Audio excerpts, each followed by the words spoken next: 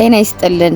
ሰላም በኢትዮጵያና በመላው ዓለም ላላችሁ የተከበራችሁ ተመልካቾቻችን፣ ከቀዳሚ መረጃ የዕለቱን ለእናንተ የመረጥነው መረጃ ይዘን ቀርበናል። አብራችሁን ቆዩ።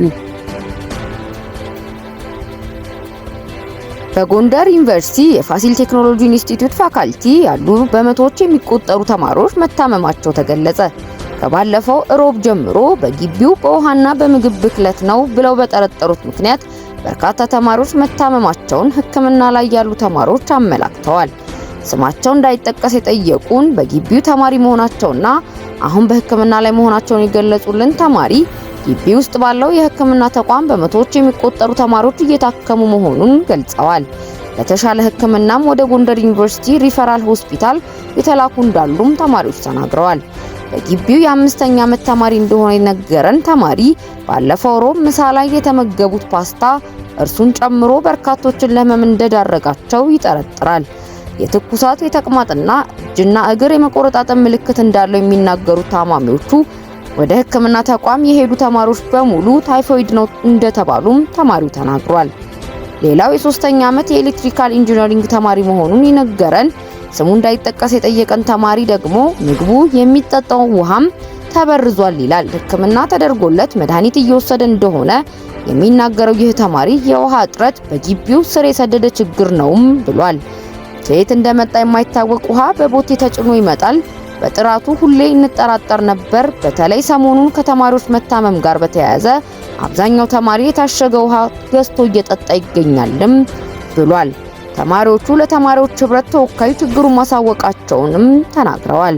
የኢንጂነሪንግ ተማሪዎች ብቻ በሚማሩበት በጎንደር ዩኒቨርሲቲ የፋሲል ቴክኖሎጂ ኢንስቲትዩት ፋካልቲ የተማሪዎች ህብረት ፕሬዝዳንት የሆነውን ተማሪ ተመስገን ችግሩ መከሰቱንና እርሱን ጨምሮ በርካታ ያሉ ተማሪዎች መታመማቸውን ገልጾ ችግሩ ከውሃው ነው በመባሉ ትናንት በታንከሩ ያለው ውሃ ተቀይሮ በኬሚካል በታከመ ውሃ መቀየሩንም ተናግሯል።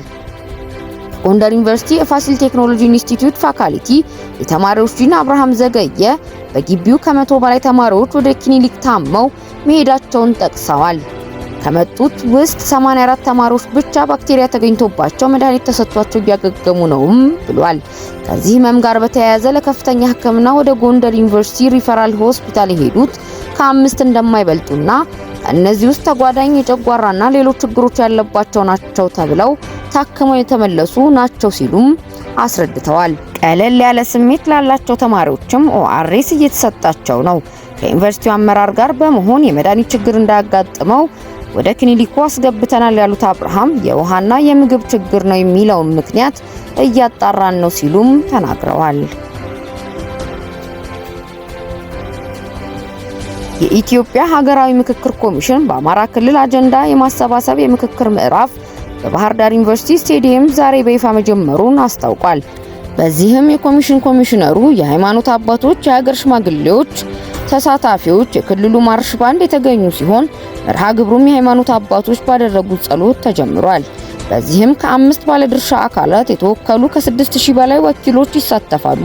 በተለያዩ ወረዳዎች ማህበረሰቡን የወከሉ 4500 ወኪሎች በመጀመሪያዎቹ 4 ቀናት ሀገራዊ አጀንዳ ውይይት ያደርጋሉ። የኮሚሽኑ ኮሚሽነር መላኩ ወልደ ማርያም ኢትዮጵያ በመደማማት ያተረፈችው ነገር የለም፣ የጦርነት አዙሪቱን እርስ በርስ ለማስቆም ያስችላል በሚል ምክክሩ ተጀምሯል ብለዋል። እርስ በርስ መጨራረስን በቃ ልንል ይገባል፣ እናቶች የሚያለቅሱበት የወላጆች ልጅ አልባ መሆን ሊቆም ይገባል ያሉት ኮሚሽነሩ ለምንድነው የምንገዳደለው ሲሉም ጠይቀዋል። ኮሚሽነር ዶክተር ዮናስ አዳዬ በበኩላቸው አማርኛን ያስተማረ የአማራ ሕዝብ መሆኑን ጠቅሰው የቤተሰብ ጸብ ቢፈጠር ዝም ብለን ማየት የለብንም ሲሉም ተናግረዋል።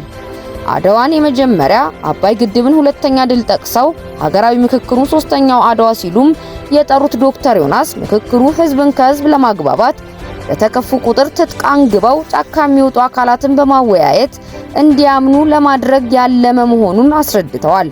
ምክትል ዋና ኮሚሽነር ወይዘሮ ሂሩት ገብረስላሴ ያለፉት ዘመናት አልፈው ተርፈውም በትጥቅ ትግል ተይዘዋል ብለው የትጥቅ ትግል ጊዜያዊ እንደሆነ እንጂ ዘላቂ መፍትሄና ሰላም እንደማያመጣ አስገንዝበዋል።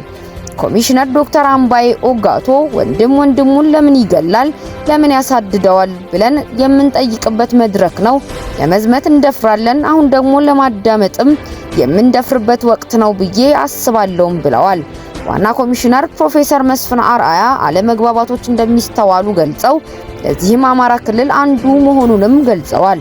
በሚሊዮን የሚቆጠሩ ህፃናት ከትምህርት ቤት በር መድረስ እንዳልቻሉ፣ በርካታ ወጣቶች ወደ ጫካ ለመግባት መገደዳቸውንም ገልጸዋል። ለዚህ ምክክር እንደሚያስፈልግ ታጣቂዎች በምክክሩ እንዲሳተፉ ጥሪ ሲያደርጉ እንደቆዩም ገልጸዋል። ለታጣቂዎች አሁንም በድጋሚ ጥሪ እናቀርባለንም ብለዋል።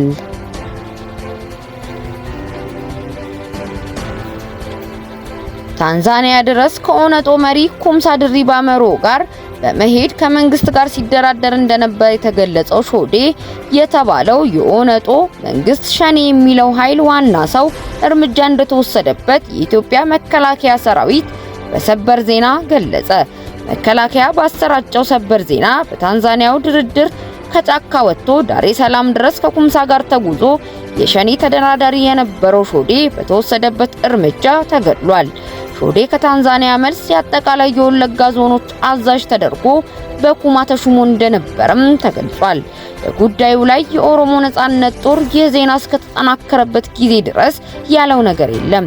የኦሮሞ ነጻነት ጦር ለረጅም ዓመታት መቀመጫውን በኤርትራ አድርጎ የትጥቅ ትግል ሲያደርግ የቆየውን ከለውጡ በኋላ በሰላማዊ የፖለቲካ መድረክ ለመንቀሳቀስ ወደ ኢትዮጵያ ከተመለሰው ኦነግ የተገለጠለ ታጣቂ ቡድን እንደሆነ ይታወቃል።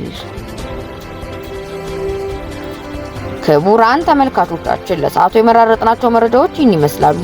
በሌላ መረጃ እስክንገናኝ ድረስ ሰናይ ጊዜ። ታማኝና ቀዳሚ መረጃ ለማግኘት ሰብስክራይብ በማድረግ ቤተሰብ ይሁኑ። ሌሎች ሰዎችም ታማኝ መረጃ እንዲደርሳቸው ላይክ እና ሼር በማድረግ አብራችሁን ሁኑ።